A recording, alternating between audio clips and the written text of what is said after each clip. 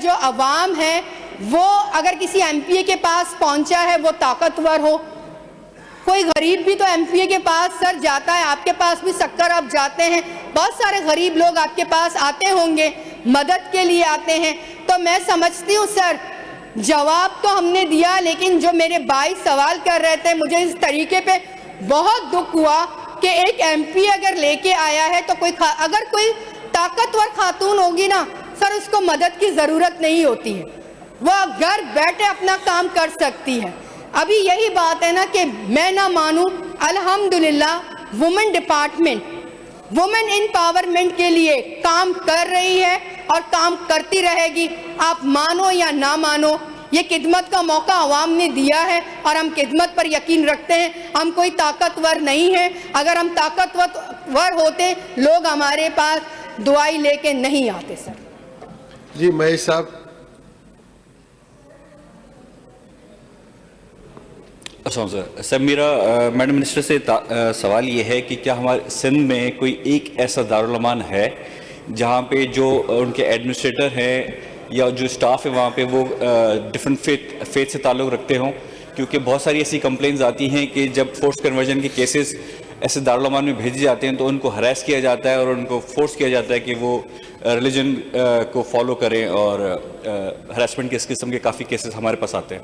तो कोई एक भी ऐसा हमारे पास दारुल अमान है जहाँ पे संभालने वाले डिफरेंट फेथ से ताल्लुक़ रखते हो? Thank you sir. हमारे पास दारुल अमान जितने भी हैं उनमें जितने स्टाफ हैं उनमें बिल्कुल हैं। मेरे भाई ने जो सवाल किया है अगर वो एक फ्रेश सवाल डाल ले तो हम दारुल अमान वाइज बता देंगे कि उनकी नंबरिंग क्या है, कि कहाँ पे हमारे क्रिश्चियन या कहाँ पे हमारे जो हैं वो हिंदू बहनें हमारे साथ मिलके जो है दारुल अमान में काम कर रही हैं। बिल्कुल हैं सर। जी डॉक्टर साहिबा। बहुत शुक्रिया स्पीकर साहब। सर मैंने ऑनरेबल मिनिस्टर से ये पूछना है कि जो इन्होंने नंबर दिया है 1094, ये मुझे सिर्फ ये बताइए कि 24 घंटों में कितने देर ये खुला रहता है, क्योंकि ऑलवेज जो है ये इंगेज होता है, ये कभी नहीं मिलता। ये मैंने खुद डायल करके देखा है। और जो क्वेश्चन है वो दोबारा वही पूछूंगी कि 2024 को ऑनरेबल मेंबर ने ये सवाल किया है और 2025 ख़त्म हो रहा है, स्टिल 15 केसेस आर पेंडिंग। इसका स्टेटस क्या है? हरासमेंट केसेस 148 आए हैं और 95 की साइकोलॉजिकल काउंसलिंग हुई है। मैं ये समझती हूँ कि सबकी होनी चाहिए थी काउंसलिंग, क्यों नहीं कर रहे हैं सबकी काउंसलिंग? Thank you. सर मेरी बहन ने बहुत अच्छा सवाल किया। सर जिनको काउंसलिंग की ज़रूरत होती है उनकी काउंसलिंग की जाती है, और जिनको काउंसलिंग की ज़रूरत नहीं होती है उनकी काउंसलिंग जो है वो नहीं होती है। क्योंकि कुछ जो मेरी बहन ने कहा कि अभी तक जो है वो 15 केस, क्योंकि 2024 में सर ये सवाल हुआ है, अगर 2025 में पूछा जाए तो ये तादाद जो है अब कम हो गई है, अब ये 15 नहीं है। मज़ीद केसेस जो है वो हमने हल किए हैं, क्योंकि ज़्यादातर कभी ये होता है कि इंसान अकेला हो जाता है या अंडर प्रेशर जो वुमेन्स होती हैं तो उनके लिए काउंसलिंग सबसे ज़रूरी होती है। तो हम वुमेन की केस को और कैटेगरी को देखते हैं। अगर कोई पढ़ी लिखी खातून आती है तो उसको इतनी काउंसलिंग की ज़रूरत नहीं होती है। अगर कोई पढ़ी लिखी खातून नहीं होती है तो डीपली हमें जाके उसकी काउंसलिंग करनी होती है, उसको समझाना होता है कि अल्लाह ना करे अगर कोई आपको मार रहा है तो आपकी ज़िंदगी में आपके ये नसीब में मारना नहीं है, आप अपने लिए आवाज़ उठा सकती हैं, अपना केस रजिस्टर कर सकती। तो वो केस पे जो है वो डिपेंड करता है और उस फीमेल पे डिपेंड करता है कि अगर वो समझदार है तो उसकी काउंसलिंग की ज़रूरत नहीं होती है, और जहाँ लगता है कि काउंसलिंग करनी चाहिए तो वहाँ पे हम करते हैं, इसीलिए ये फिगर इस तरह से है। Now question number 1468 Sajjad Ali Soomro साहब। जी पहले मैं क्वेश्चन से पहले मैं हमारी जो मैडम मिनिस्टर साहिबा है, मैं सबसे पहले तो ये बात पूरे ऐवान को बताता चलूँ, आज ये जिक्र छिड़ा है। स्पीकर साहब मैंने इनसे कोई 2 महीने पहले एक हमारी यूथ पार्लियामेंट्री मीटिंग थी, उसके अंदर मैंने एक मसला इनसे डिस्कस किया था कि एक बच्चा है मोहम्मद जुहान और उसकी मदर का नाम है अक्सा सुमरो। तो मैंने इनसे कहा था कि लाहौर के अंदर जो है वो उसके हस्बैंड ने उसको निकाल दिया है घर से और बच्चा जो है वो अपनी तहवील में रखा है। स्पीकर साहब, हमारी इस्लामी पॉइंट ऑफ व्यू से भी और हमारे पाकिस्तान के कानून के हिसाब से भी बच्चा जो है वो माइनर है तो माँ के साथ रह सकता है। और मैडम ने विद इन 1 मंथ के अंदर जो है वो बच्चा रिकवर करवाया। मैं इनका बड़ा शुक्रिया अदा करता हूँ। और इसके बाद जो है उसकी माँ ने भी जो है वो काफ़ी इनका जो है ना वो शुक्रिया अदा किया है। तो once again madam thank you very much, आपने मेरी एक कॉल पे जो है ये मेरा मसला हल किया। स्पीकर साहब, question number 1468 answer be taken as red.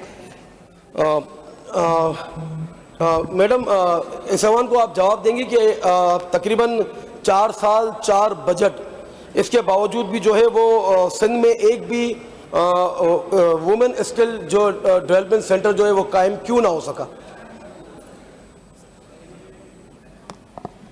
Sir, हमारे पास जो स्किल्स के प्रोग्राम हैं वो हम दारुलमान के अंदर चलाते हैं, उनका कोई एक नाम नहीं है, तो इसीलिए मैंने यहाँ पे लिख दिया है कि हमारे पास ऐसा कोई प्रोग्राम नहीं है। जो लोकल एनजीओस पूरे सिंध में काम करते हैं उनकी हम फंडिंग करते हैं और उनके साथ मिलकर हम ये स्किल्स के प्रोग्राम्स जो है वो चलाते हैं। और दारुलमान और जेल के अंदर हमारे जो प्रोग्राम्स चल रहे हैं वो डिपार्टमेंट की तरफ से हैं और दारुलमान और जेल के बाहर जो प्रोग्राम्स चल रहे हैं या तो स्टार्टअप वालों के साथ मिलके हम चला रहे हैं या लोकल एनजीओज जो हैं उनको हम सपोर्ट दे के, ताकि वो जो छोटे या बड़े पैमाने पे वो प्रोग्राम्स जो है ना मुख्तलिफ डिस्ट्रिक्ट्स में मौजूद हैं वो चल रहे हैं। Thank you.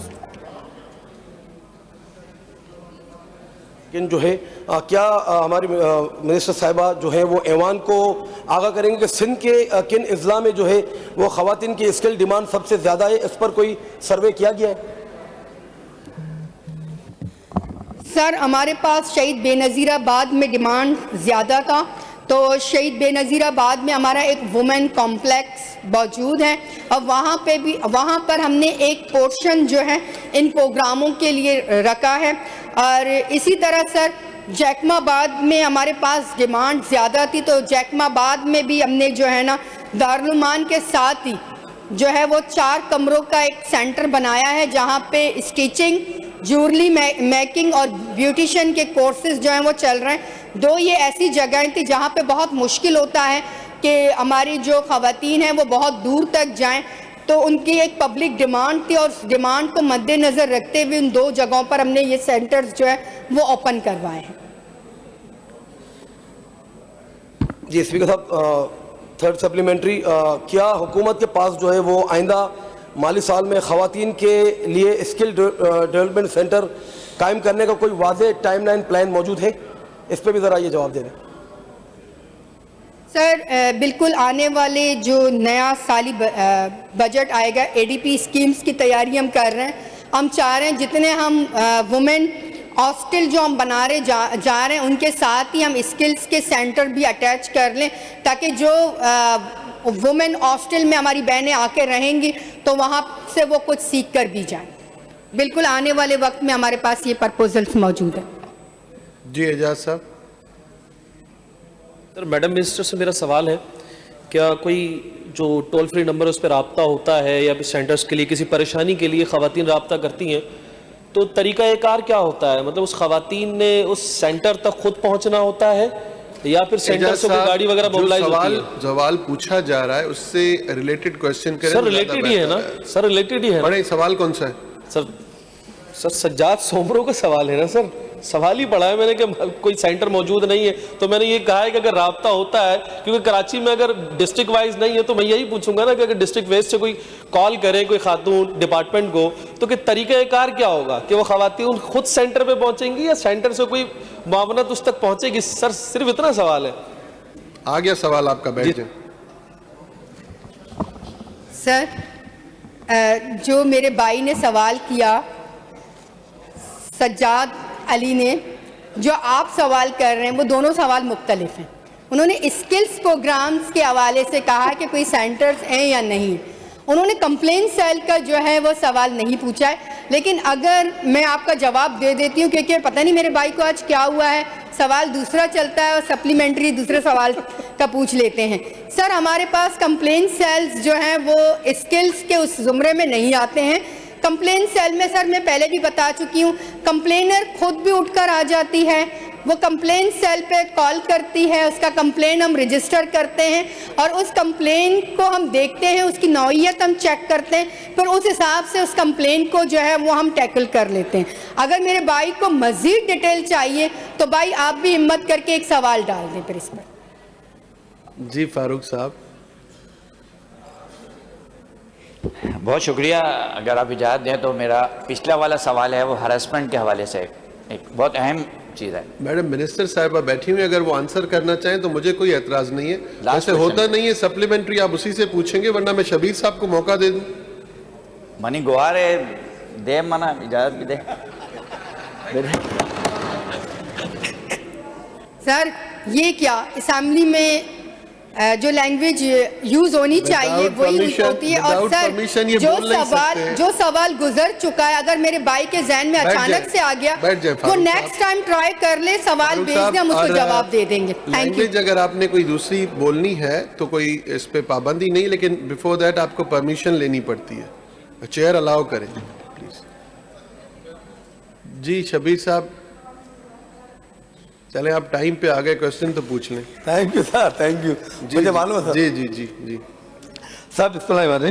सर मोहतरमा ने कहा कि इनके यहाँ जो है इसके डेवलपमेंट सेंटर कहीं भी नहीं किए गए, तो सवाल ये कि जब कहीं भी नहीं किए गए तो अब कब तक कायम किए जाएंगे, इसका अभी तक आपने कोई तफसीली जवाब नहीं दिया कि यार सिंध की ख़वातीन और कराची की ख़वातीन के लिए आप जो है आपने बेनिज़ाबाद की बातचीत की तमाम चीज़।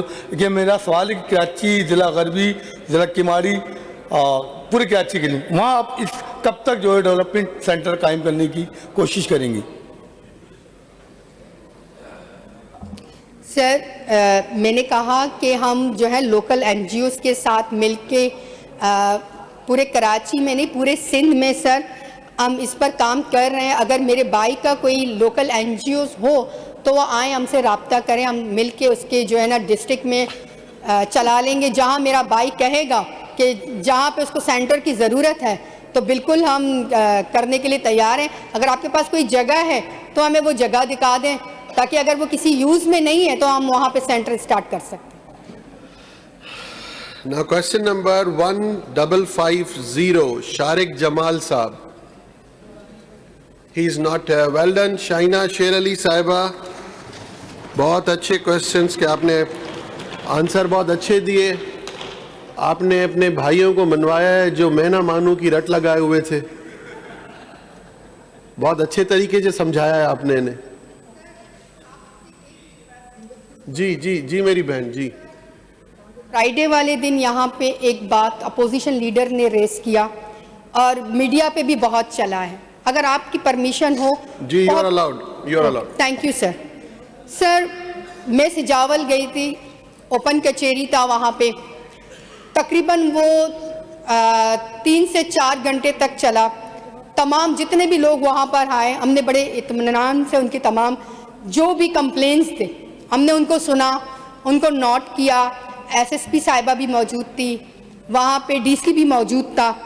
तो सर एक वाक़या पेश आ जाता है कि एक बुज़ुर्ग शहरी आ जाते हैं और कोई पीछे से एक लड़का जो है उसको मारना स्टार्ट करता है। तो उसी टाइम उसी दिन मैंने कहा इस पे एक्शन लिया जाए। तो सर पुलिस ने बहुत अच्छा काम किया, FIR दर्ज करवाया। 10 लोग उसी शख्स ने, रजब मेमन ने जो 10 लोगों का नाम लिया, सर उस 10 लोगों पर हमने FIR दर्ज करवा दिया। और उसी दिन जिस शाम को ये वाक़या हुआ, रात में 4 लोग सर पकड़े गए हैं जिन्होंने इस बुज़ुर्ग शहरी पर तशद्दुद किया। सर रात को वो 4 लोग पकड़े गए हैं और 6 को जो है वो तलाश कर रहे हैं और वो 6 जो है ना बच के नहीं जा सकते हैं। रजब मेमन मुझसे राब्ते में है और मैंने अपने लीडरशिप के सामने और CM के सामने ये केस रखा है। और सर जो उसका जायज़ इशू है उसको हम हल कर लेंगे। और जो इशू उस बुज़ुर्ग शहरी ने रेस किया है वो तकरीबन 8 साल पुराना कोई केस है और वो कोर्ट मैटर है और वो कोर्ट पे ऑलरेडी वो केस जो है वो चल रहा है, लेकिन उस शहरी को हमने ये कहा है, उस बुजुर्ग शहरी को, कि पाकिस्तान पीपल्स पार्टी जो है वो आपके साथ है, और जो 6 मुजरिम रह गए हैं इंशाअल्लाह विद इन डेज जो है वो भी पकड़े जाएंगे। Thank you sir.